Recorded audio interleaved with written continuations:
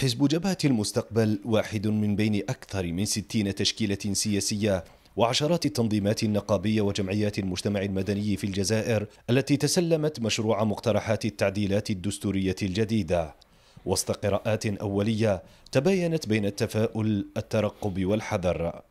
كان التزام من طرف السيد رئيس الجمهورية في الحملة الانتخابية تاعو، الالتزام تاعو كان يمشي إلى مراجعة عميقة للدستور، وهذا على سبيل الحصر. على كل حال اليوم تلقينا هذا المسودة، احنا بالنسبة لنا كخطوة إيجابية جات في وقتها، بالرغم الركود السياسي وحالة يعني الفراغ السياسي اللي تعيشه الجزائر اليوم، اللي ناتجه دون شك على واقع اللي يعيشه المواطن، واللي زادته أزمة الكورونا يعني حدة. جاءت مقترحات الوثيقة الدستورية بتحويرات عميقة حافظ فيها رئيس الجمهورية على صلاحيات واسعة، واستعاد رئيس الحكومة جزءا من زمام المسؤولية.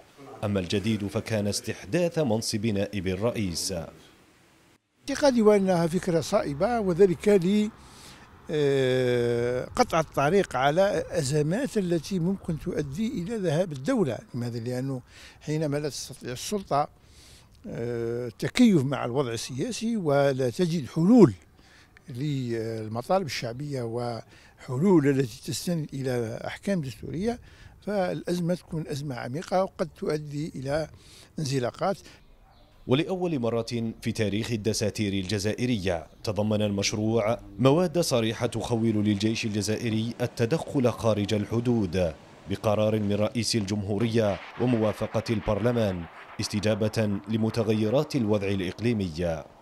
الجزائر عادت دبلوماسيا يعني على الأقل قبل أشهر قليلة. هذه العودة ربما يجب أن تتماشى معها عودة على الأقل عسكرية لحفظ السلام، ليس في أي منطقة في العالم، لكن المناطق الإقليمية على الأقل مثل ليبيا ومالي.